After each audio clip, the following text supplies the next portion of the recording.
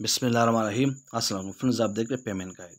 आज की इस वीडियो में हम मीज़ान बैंक के वीज़ा इनफाइनाइट डेबिट कार्ड की बात करेंगे। इस पूरी डिटेल पे बात करेंगे, इसकी एनुअल चार्जेस, इसके विड्रॉल लिमिट्स, बाकी जो इंपॉर्टेंट डिटेल्स है वो सारी इस वीडियो में मैं आपको देने वाला हूँ।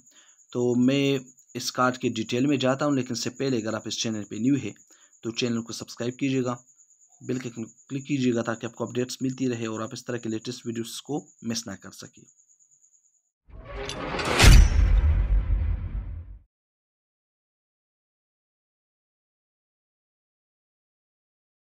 तो Meezan bank Visa infinite card highest card है, ठीक है।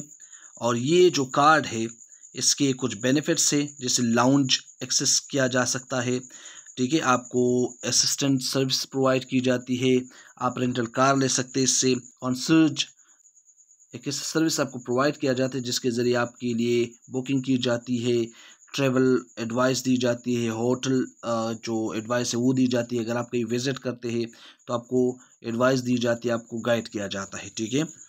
अब ये जो डेबिट कार्ड है इसकी डिस्काउंट एंड प्रिविलेजेस की बात कर लेते हैं।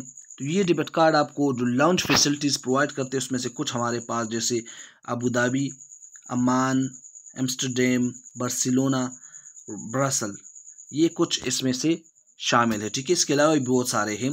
अब इसकी फ़ी और चार्जेस की बात कर लेते हैं, ट्रांजैक्शन लिमिट्स की बात कर लेते हैं। तो मीज़ान वीज़ा इनफाइनाइट डेबिट कार्ड की annual charges 30,000 rupees per year है, टैक्सेस वगैरह के साथ। अब अगर आप एलिजिबल प्रीमियम यूज़र है तो फिर आपके लिए फ्री है, ठीक है। अब एलिजिबिलिटी क्राइटेरिया क्या है कि आपका बैंक अकाउंट है और उसमें 15 मिलियन रुपीज़ की इक्विवेलेंट अमाउंट आपके पास पड़ी हुई है, ठीक है। या आपने 20 मिलियन जो रुपीज़ है वो डिपॉजिट की हुई है एक ख़ास मियाद के लिए, ठीक है। या आपके जो बैंक अकाउंट है उसकी जो टर्म डिपॉजिट सर्टिफिकेट है उससे 20 मिलियन की जो इक्विवेलेंट अमाउंट है वो साबित होती है, ठीक है। तो फिर आप प्रीमियम कस्टमर्स में शामिल होते हैं, आपको ये कार्ड फ्री ऑफ कास्ट दी जाती है। अब अगर कार्ड आपसे खो जाता है, चोरी हो जाते हैं, डैमेज हो जाते हैं तो उसके कोई चार्जेस नहीं है। एटीएम चार्जेस की बात कर लेते हैं। तो अगर आप कैश विड्रॉ ले रहे हैं लिंक वन एटीएम पे, ठीक है, मतलब मीज़ान बैंक के अलावा किसी और एटीएम पे, तो 23 रुपीज़ 44 पैसा पर ट्रांजेक्शन चार्जेस है, ठीक है। यही बाकी एटीएम्स वगैरह पे भी है, सिर्फ मीज़ान बैंक के एटीएम्स पे चार्जेस नहीं है कि जिस नेटवर्क के एटीएम पे आप विड्रॉ लेंगे आप पे 23 रुपीज़ 44 पैसा चार्जेस आएंगे। अगर आप इंटरनेशनली कैश विड्रॉ ले रहे तो 4% आपके अमाउंट के चार्जेस आएंगे, या 600 या जितनी भी अमाउंट हायर होंगी उसके हिसाब से आप पे चार्जेस आएंगे। अगर आप एमनेट एटीएम पे बैलेंस इंक्वायरी करें तो आप पे 5 रुपीज़ पर इंक्वायरी आएंगे। अगर आप बैलेंस इंक्वायरी इंटरनेशनल एटीएम्स पे करें तो 300 रुपीज़ पर इंक्वायरी पे चार्जेस आएंगे। POS पॉइंट ऑफ सेल, मतलब आप फिजिकली विजिट करते हैं किसी मॉल को और वहाँ से परचेस करते हैं इस कार्ड को इस्तेमाल करते हुए, तो लोकल परचेजिंग फ्री है, पाकिस्तान के अंदर फ्री है। लेकिन अगर आप इंटरनेशनली परचेजिंग करें तो 4% आपकी ट्रांजेक्शन अमाउंट के चार्जेस आप पे आएंगे।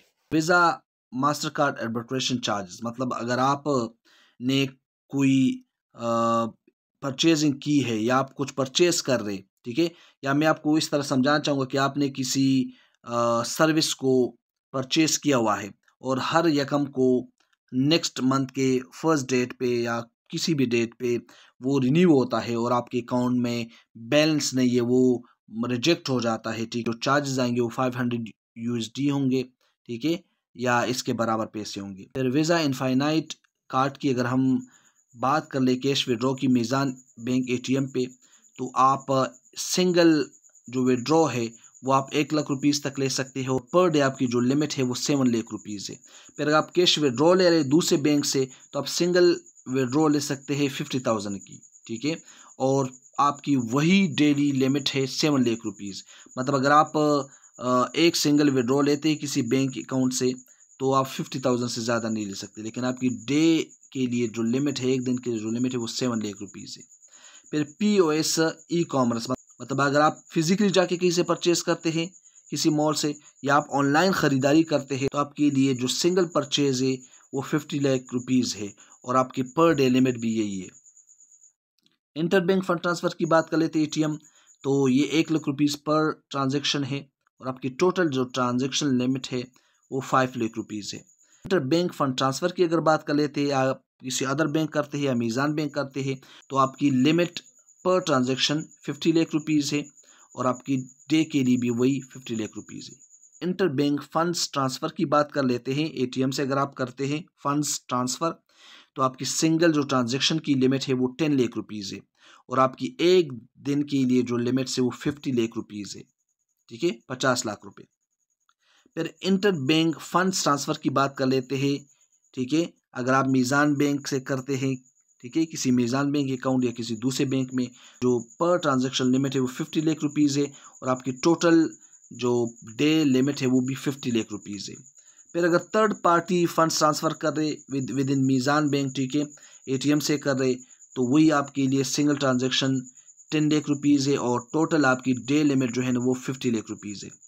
फिर अगर आप थर्ड पार्टी फंड्स ट्रांसफ़र कर रहे विद इन मीज़ान बैंक, आप ऐप से कर रहे, ठीक है ना, एटीएम से नहीं कर रहे, तो आपके लिए जो सिंगल लिमिट है वो 50 लाख रुपीज़ है और आपके लिए ये एक दिन की भी यही लिमिट है। आप ऑन अकाउंट फंड्स ट्रांसफ़र कर रहे, ठीक है, किसी भी मतलब चैनल में, किसी भी बैंक में, ठीक है, एटीएम वगैरह, तो आपके लिए 10 लाख रुपीज़ पर ट्रांजैक्शन है और 50 लाख रुपीज़ पर डे आपकी लिमिट है। रास्त पे अगर आप वहाँ पे भी 5 लाख रुपीज़ आपके लिए पर ट्रांजैक्शन है और 50 लाख रुपीज़ आपके लिए पर डे लिमिट है।